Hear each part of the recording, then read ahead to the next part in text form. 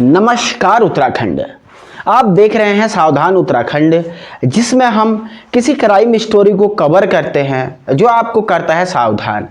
दोस्तों, आज उत्तराखंड के बहुचर्चित हत्याकांड जो आजकल सुर्खियों में बना हुआ है, लैब टेक्नीशियन विपिन रावत हत्याकांड की पूरी कहानी मैं आपको सुनाऊंगा, समझाऊंगा और एक एक बारीक पॉइंट को इस घटना की कवर करेंगे और ये भी देखेंगे कि क्या इस क्राइम स्टोरी से हमें सीखने को मिल सकता है। तो शुरुआत करने से पहले जल्दी से सब्सक्राइब का बटन दबा दीजिए और बेल आइकन प्रेस कर दीजिए। दोस्तों, ये घटना में दो मुख्य पात्र हैं। एक है विपिन रावत जो कि जिनकी हत्या कर दी गई, दूसरा है विनीत अरोड़ा जो कि हत्यारा है, मर्डरर है, फिलहाल पुलिस की गिरफ्त में है। तो कहानी कुछ इस प्रकार से थी कि एक दिन विपिन रावत जो कि एक लैब टेक्नीशियन के पद पे तैनात था, अपने 3 दोस्तों के साथ, जिनमें निखिल, शिवानी और आकांक्षा, एक रेस्टोरेंट में किसी शाम भोजन करने के लिए जाता है। चारों बहुत अच्छे मूड में थे और उसी रेस्टोरेंट में दुर्भाग्यवश कहें, संयोगवश कहें, विनीत अरोड़ा और उसकी बीवी उस रेस्टोरेंट में आई और लगभग ये दोनों की एंट्री एक साथ होती है। ये 4 लोग अपनी कार से उतरे, ये अपनी कार से उतरे। तो विनीत अरोड़ा की पत्नी ने विपिन की जो दोस्त थी शिवानी पे कोई भद्दा सा कमेंट किया, जिसका शिवानी के द्वारा विरोध किया गया और शिवानी और इसकी पत्नी के बीच हाथापाई तक की नौबत आ गई।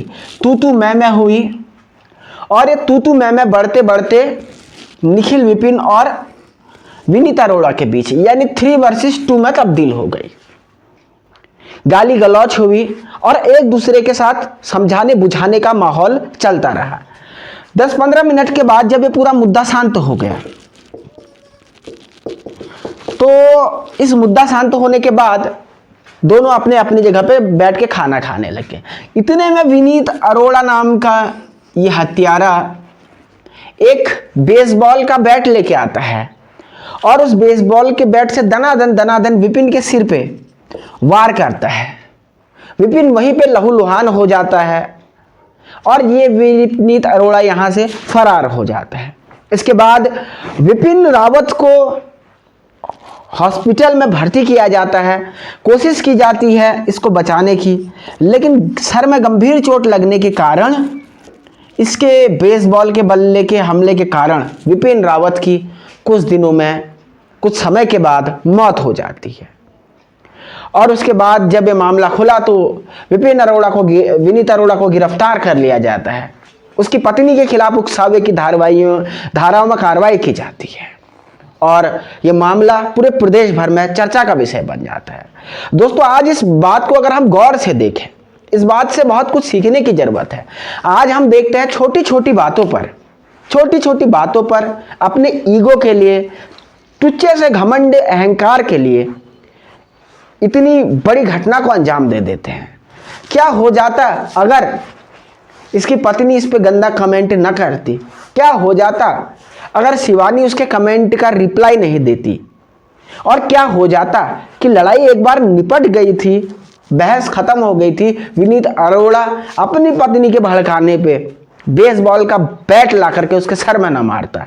शायद आज विपिन रावत हमारे बीच जिंदा होता, शायद इसको जेल ना जाना पड़ता और शायद कई घर जिससे बर्बाद हुए हैं।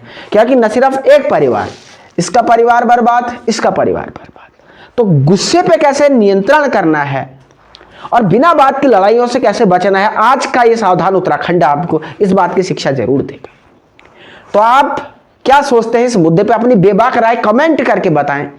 चैनल पर पहली बार हैं तो सब्सक्राइब कर दें, वीडियो पसंद आने पे लाइक कर दें और आप चाहते हैं कि इस स्टोरी को और लोग भी देखें तो इसे शेयर करना ना भूलें, व्हाट्सएप और फेसबुक के स्टेटस में लगाएं। Thank you so much. देखते रहें राष्ट्र नीति उत्तराखंड।